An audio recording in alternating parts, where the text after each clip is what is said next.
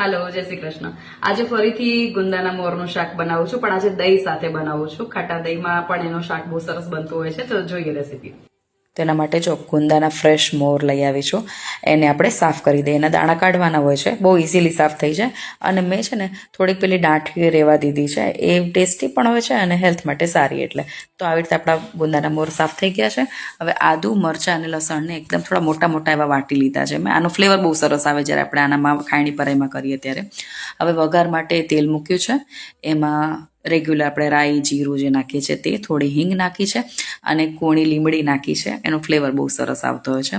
અને પછી એની અંદર આપણે જે આદુ, મરચાં અને લસણ વાટ્યા હતા તે, અને એમાં આપણે જે મોર સાફ કરેલા છે એને ધોઈને પછી એનામાં મેં એડ કરી દીધા છે અને બરાબર મિક્સ કરી લઈએ. મિક્સ કર્યા પછી એની અંદર થોડું મીઠું અને હળદર સેજ એ નાખી અને આપણે એને બરાબર મિક્સ કરી અને એને મીડિયમ ફ્લેમ પર થાળી ઢાંકી અને ઉપર પાણી મૂકી અને સેજ થવા દેવાનું છે. જો અત્યારે છે ને એનો એકદમ કલર સરસ છે, એકદમ ડાર્ક ગ્રીન એવો. પછી આપણે જ્યારે એને ચડવા દઈશું એટલે થોડી વાર પછી એનો કલર બદલાશે એમ. એટલે અત્યારે મેં ઢાંકીને એને મૂકી દીધું છે. જો થોડી વાર પછી આપણે ચેક કરશું તો એનો કલર જો સેજ બદલાયેલો દેખાય છે.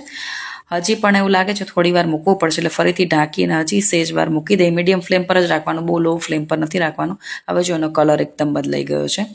એટલે સેજ આપણે હલાવીને પછી એને આંગળીથી સેજ ટેસ્ટ કરી જોઈએ. જો બરાબર ચડી ગયું છે એટલે હવે એની અંદર આપણે મસાલા એડ કરી દઈએ. મસાલામાં સેજ ફરી પાછી થોડી હળદર નાખું છું અને સેજ ધાણા પાવડર અને થોડું લાલ મરચું. બસ, મસાલામાં વધારે નથી નાખવાનું કંઈ. અને બરાબર એને મિક્સ કરી લઈએ, સેજ સાંતળવા દઈએ અને થોડુંક આમ સંતળાઈ જાય, મસાલા બરાબર પાકી જાય એટલે એની અંદર આપણે મેં ઘરનું બનાવેલું દહીં નાખ્યું છે, જે સહેજ ખટાશવાળું હોય એટલે એનો ટેસ્ટ બહુ જ સરસ પકડાતો હોય છે.